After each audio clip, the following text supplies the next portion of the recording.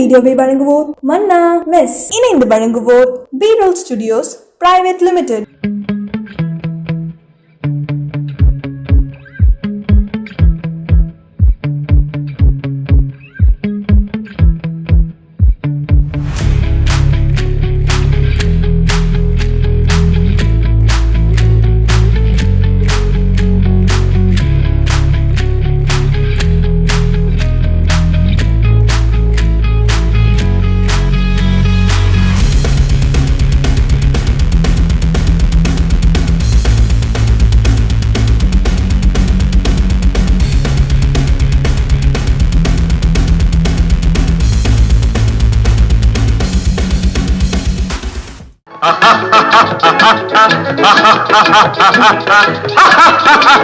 உங்களுடைய 7G healthy கஃபேயில் morning tiffin வந்து ஒரு 6:30லேருந்தே நமக்கு காலையில் கிடைக்கும்.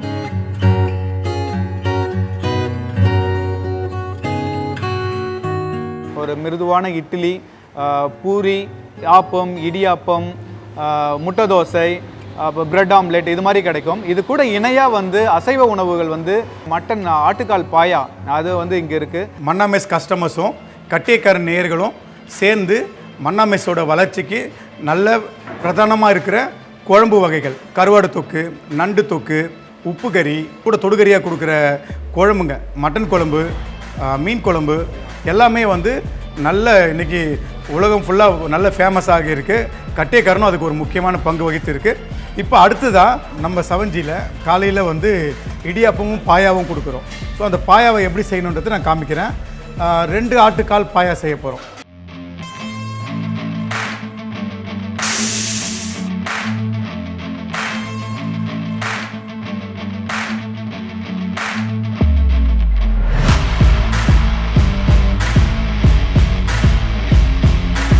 நான் உங்களுக்கு ஏற்கனவே காமிச்சிருப்பேன்.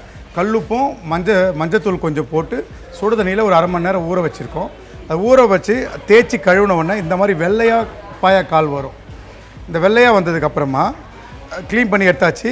இந்த காலை தான் இப்போ நம்ம குக் பண்ண போகிறோம். இப்போ வேக வைக்கிறதுக்கு தேவையானதை பார்த்துடலாம். ஒரு குக்கர் எடுத்தாச்சு. இதுக்குள்ளே இந்த ஆட்டு காலெல்லாம் போட்டுடலாம்.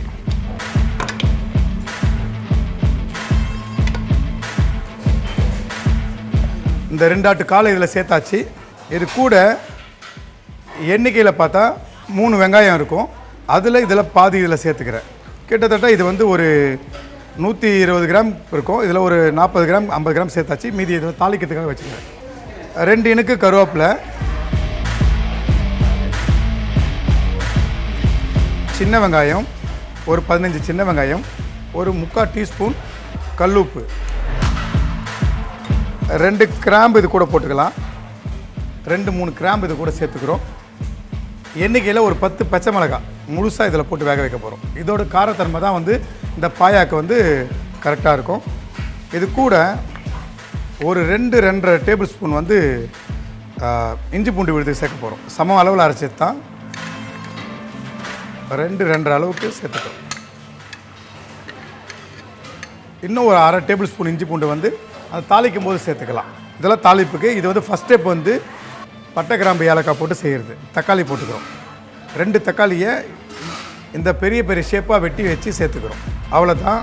இது கூட தண்ணி ஊற்றிக்கிறோம். ஒரு 2 லிட்டர் ஜக் தண்ணி இந்த கால் முங்குற அளவுக்கு ஊற்றிக்கலாம். சுடு தண்ணி தான் ஊற்றுறேன். இது நல்லா கலந்து ஊற்றிக்கலாம். இந்த ஆட்டுக்கால் இருக்கு இல்லையா, இந்த ஆட்டுக்கால் வந்து நிறைய பேர் என்ன சொல்லுவாங்கன்னா, நாங்கள் பாயா செய்கிறோம் ஆனால் பாயாவோட அந்த ஃப்ளேவர் வர மாட்டுது, அரோமா வர மாட்டுதுன்னு நிறைய பேர் கேட்டுருப்பீங்க. அதுக்கு 2-3 டிப்ஸ் தான். அதை ஈஸியாக நான் சொல்கிறேன். அதாவது இப்போ நான் செய்கிறேன் இல்லையா, இதை இந்த பாயில் பண்ணதை 8 ஹவர்ஸ் மூடி போட்டு குக்கர்லேயே விட்டுறணும். 6 to 8 ஹவர்ஸ் குக்கர்லேயே இது இருந்துச்சுன்னா இந்த காலில் இருக்கிற அந்த ஜூஸி இறங்கிடும். அதான் அந்த பாயாவோட ஜூஸி உள்ளே இறங்கிட்டு பாயாவோட வாசம் வந்து நல்லாயிருக்கும். இப்போ நம்ம இன்றைக்கி காலையில் செய்ய போகிறோன்னா நைட்டு ஒரு 9-10 மணிக்கு வந்து இந்த ஆட்டுக்காலை வேக வச்சுருவாங்க. எப்படி வேக வைப்பாங்கன்னா, அடுப்பில் போட்டு வேக வைப்பாங்க. நம்ம வந்து கொஞ்சமாக செய்யறதால குக்கரில் செய்கிறோம். விறகு அடுப்பில் தான் அந்த காலத்தில் வந்து பாயாக்கால் போட்டு வேக வைப்பாங்க. குக்கரில் இது வேகிற அளவுக்கு தண்ணி சேர்த்துருக்கோம்.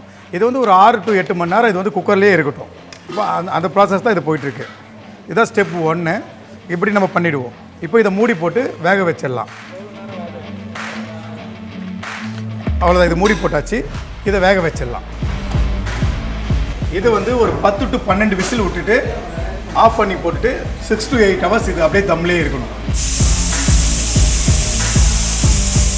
ஆட்டுக்கால் பாயா வந்து 2 ஸ்டெப்பாக பண்ணுறேன்னு சொல்லியிருந்தேன் இல்லையா, அதாவது ஒரு 8 ஹவர்ஸ்க்கு முன்னாடி ஆட்டுக்காலை போட்டு பாயில் பண்ணியிருக்கோம். அது எப்படின்னு உங்களுக்கு காமிச்சிருக்கேன். ஆஃப்டர் 8 ஹவர்ஸ்க்கு அப்புறம் இப்போ இதை நம்ம ஓப்பன் பண்ண போகிறோம். செக் பண்ணிக்கலாம். அதோட ஜூஸி காலில் இருக்கிற ஜூஸி இறங்கணுன்றதுக்காக தான் நம்ம 8 ஹவர்ஸ் விடுறோம். இப்போது ஒரு 90% குக் ஆகிடுச்சு, போதும். இப்போ நம்ம வந்து இதில் வந்து அரவை சேர்த்து பண்ண போகிறோம், தாளிக்க போகிறோம். தாளிச்சிட்டு ரொம்ப நேரம்லாம் கிடையாது இது ப்ராசஸ்ஸு. பாயாவை பொறுத்தவரை அது கொடுக்குற டைமிங் தான் ரொம்ப முக்கியம். இப்போ நம்ம தாளிப்புக்கு போயிடலாம். இதை ஏன் நான் உருளியில் பண்ணுறேன்னா, கால் வந்து நல்லா வெந்து போயிருக்கும். ஒரு பிளேட் எடுத்து கொடுக்குறதுக்கும் எல்லாருக்கும் சமமாக போகணுன்றதுக்காகவும் குழம்புங்க எடுக்கிறதுக்காகவும் தான் உருளியில் பண்ணுறோம். இந்த மீன் குழம்புலாம் வந்து உருளியில் தான் பண்ணுவோம். அதனால தான் இந்த பாயாவை வந்து நான் இந்த மாதிரி உருளியில் அலுமினியம் உருளியில் பண்ணுறேன். சாதாரண ரீஃபண்ட் ஆயில் ஒரு 100 ml ஒரு 80 ml யூஸ் பண்ணுறோம். இது கூட கொஞ்சமாக 1 டேபிள் ஸ்பூன் நெய் சேர்த்துக்கிறோம்.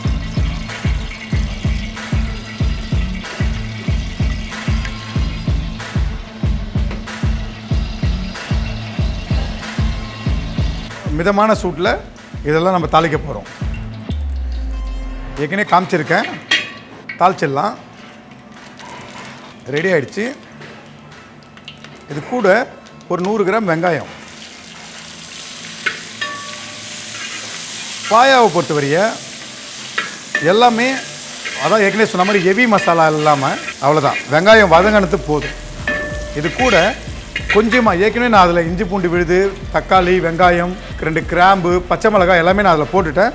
இதில் இந்த வெங்காயத்துக்கு ஏற்ற அளவுக்கு மட்டும் ஒரு 1/4 ஸ்பூன் அளவுக்கு இஞ்சி பூண்டு விழுது இதில் சேர்த்துறேன்.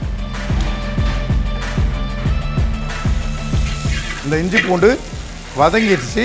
கொஞ்சமாக தனியாத்தூள் 1 டேபிள் ஸ்பூன் அளவுக்கு சேர்த்துறேன். கொஞ்சமாக ஜீரகப்பொடி, அவ்வளோதான். ஒரு பஞ்ச் அளவுக்கு புதினா, கொஞ்சம் கொத்தமல்லி, இதெல்லாம் போட்டு ஒரு வதக்குறோம். பச்சை மசாலா வாசம் போன உடனே ஏற்கனவே நம்ம ரெடி பண்ணி வச்சுருக்கிற இந்த ஆட்டுக்கால் பாயாக்கால் இருக்கு இல்லையா, இதை இதில் ஊற்றிடும்.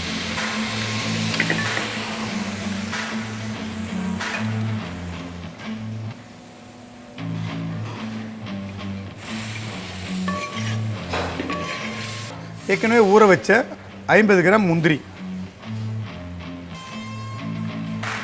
எண்ணிக்கையில் ஒரு 30 பாதாம் ஊற வச்சு தொலி உரித்து வச்சுருக்கோம். 2 பச்சை மிளகா, ஒரு 3/4 மூடி தேங்காய் பூ, ஒரு 1/4 டேபிள் ஸ்பூன் சோம்பு, ஒரு 1/2 டேபிள் ஸ்பூன் கசகசா, காய்ச்சின பால், காய்ச்சி ஆற வச்ச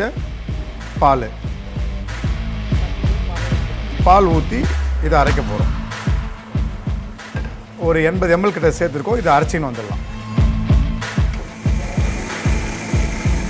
தேங்காய், பச்சை மிளகாய், கசகசா, பாதாம், முந்திரி போட்டு அரைச்சி பால் ஊற்றி, காய்ச்சின பால் ஊற்றி அரைச்ச பேஸ்ட்டை இது கூட கலந்துக்கிறோம்.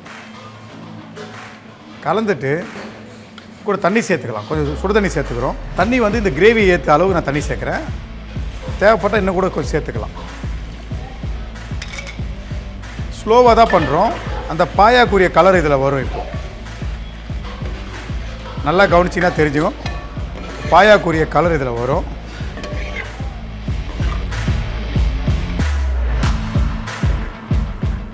இந்த தேங்காய், முந்திரி, பாதாம் பருப்போட அரவை மசாலா வாசம் மாறினா போதும். அதுக்கு மேலே இந்த பாயாக்கால் கொதிக்கணும்னு அவசியம் இல்லை. இதை ரெடி பண்ணிட்ட பிறகும் இன்னும் 1 மணி நேரம் இதை காத்திருந்து சர்வ் பண்ணோம்னா நல்லாயிருக்கும். இந்த மசாலா வந்து அந்த காலுக்குள்ளே ஏறி இருக்கும். அதுதான் இப்போ பாயா பார்த்தா தெரியும். செய்கிற விதம் ஈஸி, ஃபாலோ பண்ணுற முறை வந்து கொஞ்சம் அதிகமாக இருக்கும். அதை நீங்கள் பண்ணிங்கன்னா நல்ல பாயா அவுட்புட் கிடைக்கும். அதுதான் நான் திருப்பி சொல்கிறேன், வேக வச்சு ஒரு 7-8 மணி நேரம் இருக்கணும். அதை சமைச்சதுக்கு அப்புறமா ஒரு 1 மணி நேரம் பொறுத்து சர்வ் பண்ணிங்கன்னா ஒரு ட்ரெடிஷ்னலாக பாயா ரெடி ஆகிடும்.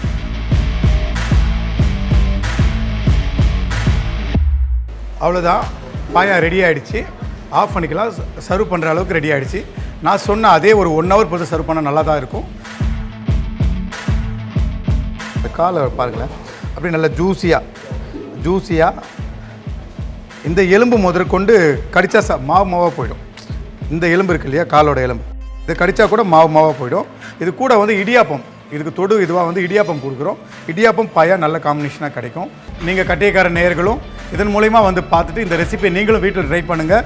இங்கேயும் வந்து டேஸ்ட் பார்த்துட்டு ரிவ்யூஸ் போடுங்க. அதன் மூலயமா நம்ம தொடர்ந்து இன்னும் நிறைய ரெசிபி போடலாம். சென்னை திருச்சி தேசிய நெடுஞ்சாலையில குவாலிட்டியான நான்வெஜ் மீல்ஸ்னா அது நம்ம மன்னா மெஸ். இன்னைக்கு ஒரு லேண்ட்மார்க்காவே மாறி போயிருக்குன்னு தான் சொல்லணும். நல்ல குவாலிட்டியில all varieties of breakfast with non veg side டிஷ்ஷோட லஞ்சுக்கு ருசியான கொப்பம்பட்டி பிரியாணியும் கொடுக்க முடியும்னு மன்னா மெஸ் பக்கத்துல நமக்காக லான்ச் பண்ணிருக்கிறது தான் இந்த 7G ஹெல்தி கஃபே. பறந்து விரிந்த car parking, open kitchen, extraordinary ambience, எலைட்டான டாய்லெட் ஃபெசிலிட்டி, கண்ணுக்கு குளிர்ச்சியான காட்சி, வாய்க்கு ருசியான உணவு. 7G ஹெல்தி கஃபேயின் ரம்யமான சூழல் நமக்கு ஒரு அலாதியான அனுபவம்.